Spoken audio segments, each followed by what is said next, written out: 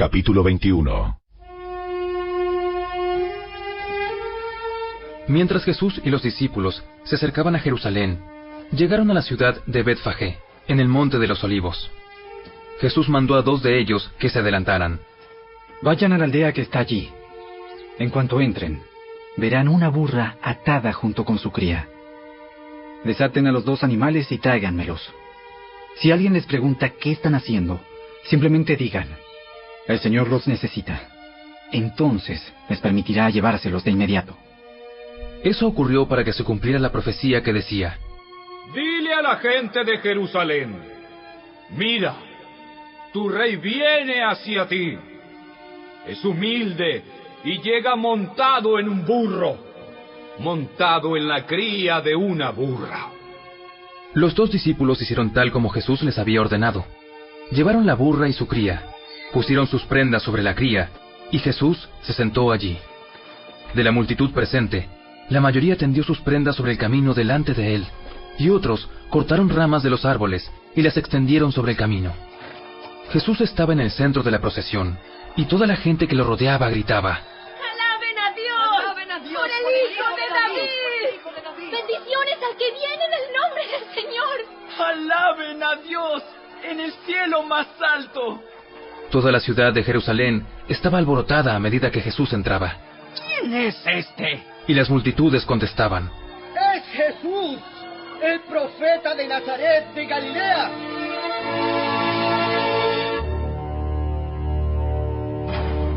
Jesús entró en el templo y comenzó a echar a todos los que compraban y vendían animales para el sacrificio. Volcó las mesas de los cambistas y las sillas de los que vendían palomas. Les dijo: Las Escrituras declaran: mi templo será llamado casa de oración. Pero ustedes lo han convertido en una cueva de ladrones.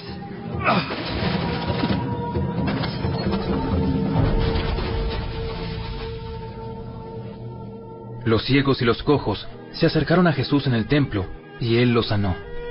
Los principales sacerdotes y los maestros de la ley religiosa vieron esos milagros maravillosos y oyeron que hasta los niños en el templo gritaban: ¡Alaben a Dios por el Hijo de David! Sin embargo, los líderes estaban indignados. ¿Oyes lo que dicen esos niños?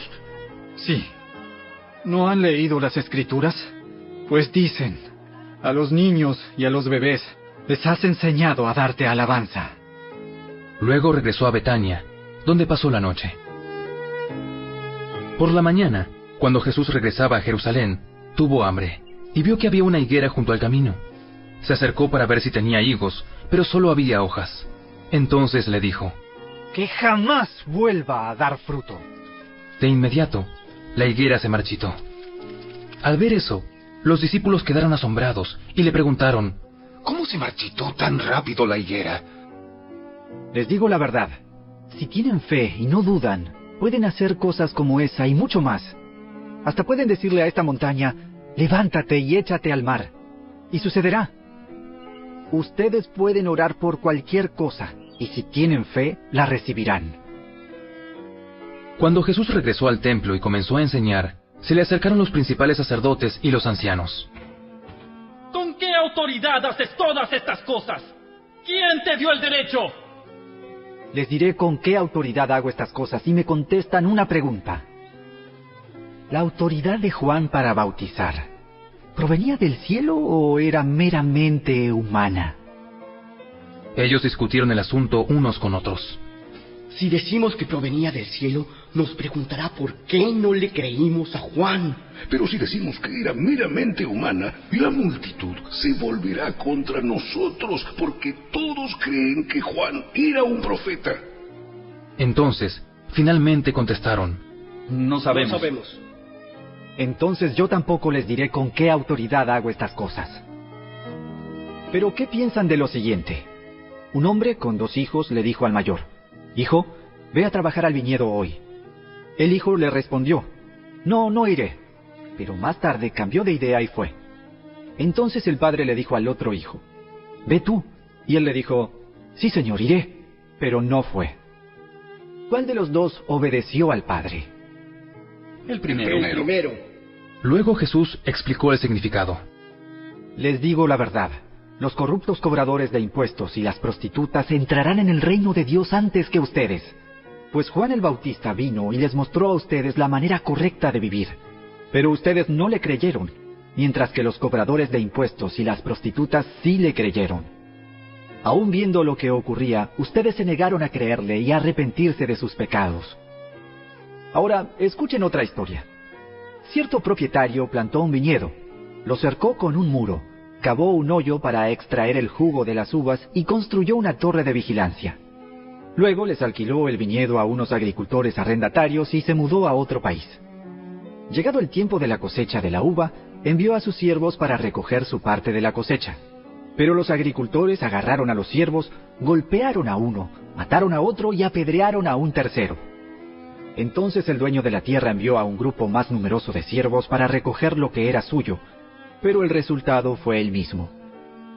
Finalmente, el dueño envió a su propio hijo porque pensó, sin duda respetarán a mi hijo. Sin embargo, cuando los agricultores vieron que venía el hijo, se dijeron unos a otros, aquí viene el heredero de esta propiedad. Vamos, matémoslo y nos quedaremos con la propiedad. Entonces lo agarraron, lo arrastraron fuera del viñedo y lo asesinaron. Jesús preguntó, cuando el dueño del viñedo regrese, ¿qué les parece que hará con esos agricultores? A los hombres malvados les dará una muerte horrible. Y alquilará el viñedo a otros que le darán su porción después de cada cosecha. ¿Nunca leyeron en las Escrituras: la piedra que los constructores rechazaron ahora se ha convertido en la piedra principal? Esto es obra del Señor y es maravilloso verlo. Les digo que a ustedes se les quitará el reino de Dios y se le dará a una nación que producirá el fruto esperado. Cualquiera que tropiece con esa piedra se hará pedazos, y la piedra aplastará a quienes les caiga encima. Cuando los principales sacerdotes y los fariseos oyeron esa parábola, se dieron cuenta de que contaba esa historia en contra de ellos, pues ellos eran los agricultores malvados. Querían arrestarlo, pero tenían miedo de las multitudes, que consideraban que Jesús era un profeta.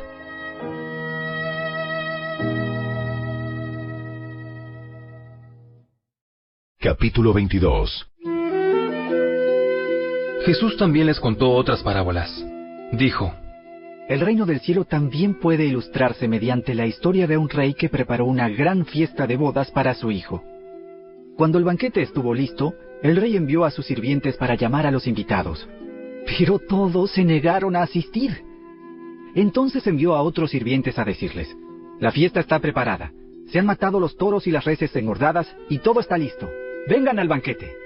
Pero las personas a quienes había invitado no hicieron caso y siguieron su camino. Uno se fue a su granja y otro a su negocio.